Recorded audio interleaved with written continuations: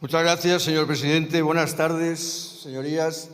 Buenas tardes, señora ministra. No la esperaba, ha sido una grata sorpresa.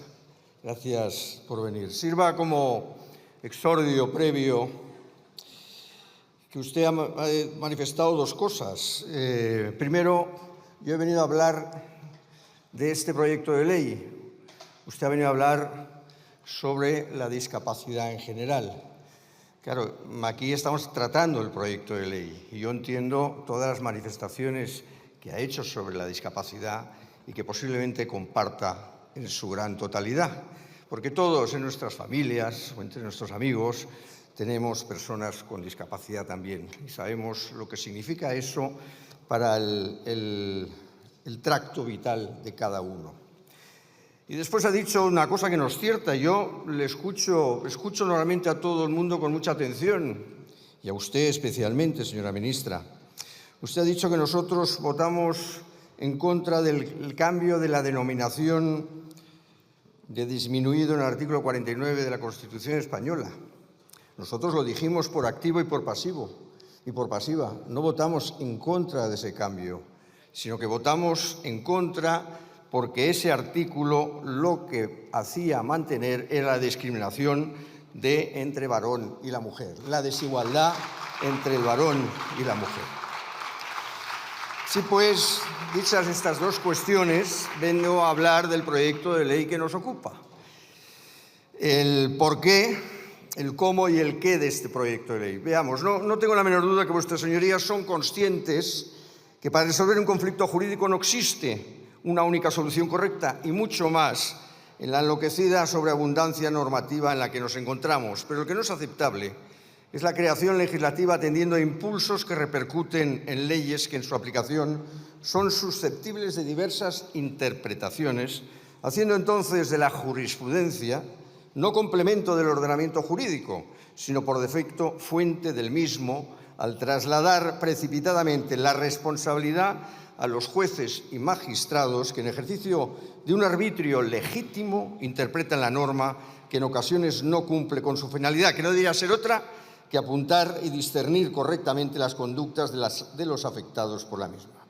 Así pues, este debate a la totalidad sobre el proyecto de ley por el que modifican el artículo 49 del texto refundido del texto del Estatuto de los Trabajadores y el 174 del texto refundido de la Ley General de la Seguridad Social, tiene unas diversas circunstancias que tienen repercusión jurídica que le dan sentido. Y estas son por orden cronológico. La Directiva de la Unión Europea 2000/78 de 27 de noviembre de 2000. La Convención Internacional sobre los Derechos de las Personas con Discapacidad aprobada el 13 de diciembre de 2006 por la incompetente, como inútil tantas veces, Asamblea General de Naciones Unidas. El Real Decreto Legislativo 1013 de 29 de noviembre por el que se aprueba el texto refundido de la Ley General de Derechos de las Personas con Discapacidad y de su inclusión social en el artículo 40.2 de dicho texto.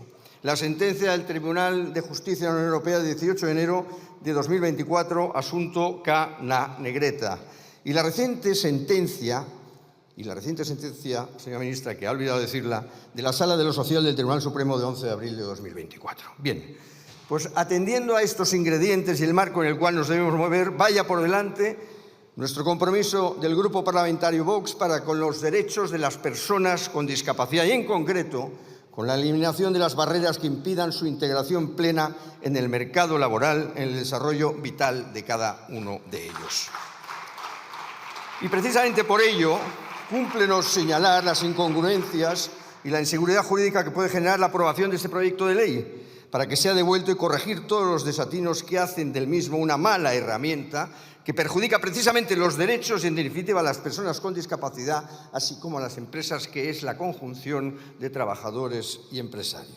Es evidente que la sentencia de 18 de enero de 2024 del Tribunal de Justicia de la Unión Europea acelera esta reforma, pero también lo es que la misma no se cuestiona, a diferencia de lo que ha dicho, la posible resolución del contrato por incapacidad permanente, pero sí que dicha resolución pueda ser automática. También dicha sentencia se refiere a la obligación de la empresa a acometer ajustes razonables antes de extinguir un contrato, declarada en el trabajador la situación de incapacidad permanente total, excepción que solo puede proceder si dichos ajustes no son posibles. Pero dicha sentencia no solo afecta a este tipo de incapacidad y no a una incapacidad para todo trabajo, como la incapacidad absoluta y ulteriores grados como la gran invalidez, excluidas de dicha resolución, pero que no se diferencian incomprensiblemente en el texto de la norma que se pretende aprobar, y usted lo acaba de corroborar. La propuesta de modificación del artículo 49.1 con nuevo apartado N del Estatuto de los Trabajadores se rige por un principio de voluntariedad en sentido estricto. Esto es, que la posibilidad de extinguir el contrato hasta ahora en manos de la empresa se condiciona a la voluntad del trabajador, que podrá solicitar o bien una adaptación del puesto de trabajo de su puesto de trabajo razonable, necesaria y adecuada, o el cambio a otro puesto de trabajo vacante disponible acorde con su perfil profesional y compatible con su nueva situación. Esta fórmula produce un evidente desajuste con el contenido del artículo 40.2 de la Ley General de Derechos con Discapacidad, en el que es el empresario quien está obligado a llevar a cabo los ajustes sin que sea preceptiva la previa solicitud de la persona afectada, tal como se propone en el nuevo texto. Y aún es más, recoge en ese segundo párrafo del referido artículo 40.2 de la mencionada ley, para determinar cuándo la adaptación del puesto de trabajo es desproporcionalmente onerosa para la empresa, aludiendo, sin especificar el contenido sustancial de cada concepto, a la dependencia, a la disponibilidad de recursos públicos, a los costes que la adaptación implica y el tamaño y volumen de negocios de la empresa. Como novedad en la regulación que se pretende, pone en relación los costes de adaptación del puesto de trabajo con el salario medio de la empresa, además de con el tamaño y volumen de negocios de la empresa, bajo argumento recogido en la exposición de motivos, en teoría para que la aplicación de la norma permee también a las pequeñas y medianas empresas, mayoritariamente en España. No se encuentra justificación en dicho argumento para la incorporación de la referencia al salario medio de la empresa, ni para su vinculación con los costes de adaptación del puesto de trabajo. Por otra parte, la carga excesiva debería valorarse no solo en relación a la adaptación del puesto de trabajo, sino también en relación con el cambio a otro puesto compatible con la nueva situación. Además, la propuesta, nuevamente, lo ha advertido en la sentencia del Tribunal de Justicia de la Unión Europea del 18 de enero de 24, que hemos citado de forma reiterada. En cuanto a la misma, se deduce la imposición a la empresa de la obligación previa al despido de prever o mantener ajustes razonables o demostrar, en su caso, que tales ajustes no constituirán una carga excesiva y no el que exista un puesto de trabajo adaptado o susceptible de ser adaptado. O incluso puede suceder que algunos ajustes requieran cierta capacitación o título que no ostenta la persona afectada, cuestión ni siquiera planteada en la norma. En aras a la necesidad jurídica, sería preciso también determinar en qué situación se encuentra la relación laboral durante el plazo para manifestar la voluntad de continuar en la empresa por parte de la persona trabajadora y el plazo para la adaptación del puesto de trabajo, el cambio a otro o la extinción del contrato de trabajo en virtud de la activación, como bien sabe, del artículo 48.2 del Estatuto de Trabajadores, sin que nada aparezca en el texto propuesto. Igualmente, debería contemplarse en la norma que los convenios colectivos puedan regular el procedimiento a seguir para la adaptación o el cambio de puesto de trabajo cuando se produzca la solicitud de la persona trabajadora. Y en relación a las diferencias entre discapacitación e incapacitación, efectivamente el proyecto de ley ignora la reciente sentencia de la Sala de lo Social del Tribunal Supremo de 11 de abril de 2024, que la señora ministra también conoce, sobre el régimen de compatibilidades entre prestaciones de incapacidad permanente y el trabajo por cuenta propia o ajena. En dicha sentencia se indica que el recto entendimiento de la Ley General de la Seguridad Social conduce a determinar que los trabajos compatibles con las prestaciones de incapacidad determinadas, eso es la incapacidad permanente absoluta y la gran invalidez, son de carácter marginal y de poca importancia.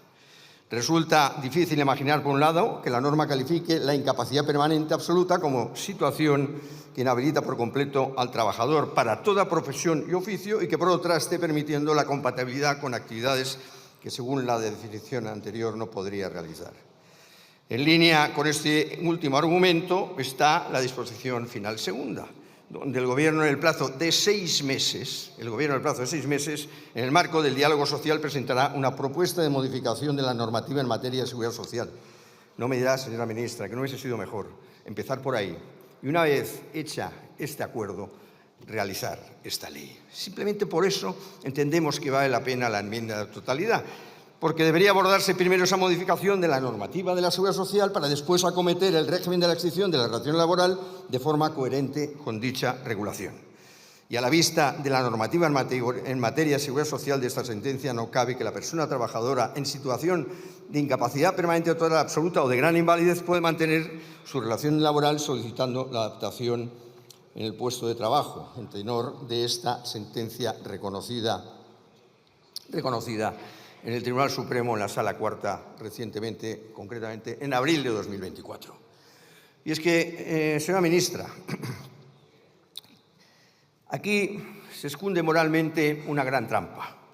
Se produce, sin duda, una inversión del principio de solidaridad del que debe ser el garante el Estado y no los ciudadanos o las empresas garantes de los incumplimientos del Estado. Nosotros entendemos que, tal como está escrita la norma en este momento, se pone en peligro las prestaciones de lo que conocemos como incapacidad permanente total, absoluta y la gran invalidez, que dejarán de estar posiblemente garantizadas pasando a la incertidumbre. Usted sabe, señora ministra, que la incapacidad temporal permanente, la incapacidad transitoria permanente, tiene una pensión del 55%, la contributiva del 75%, la absoluta del 100% de la base de cotización y la gran invalidez del 150%. ¿Asumirá este 150% la empresa de la gran invalidez o pagará el 100%? ¿Está diciendo que aquellas personas con gran invalidez perderán el 50% por el cuidado de las terceras personas? Porque no está todavía aclarado lo que dice la disposición final segunda. Por eso, señora ministra, pedimos, y acabo, señor presidente, pedimos que se reconsideren estas cuestiones, que entendemos, señora ministra, que son cuestiones técnicas, como habrá visto, cuestiones absolutamente técnicas. Por lo demás, nosotros con la discapacidad y con los discapacitados, igual que con nuestras familias, con todo y con ellos, por supuesto. Muchas gracias. Gracias.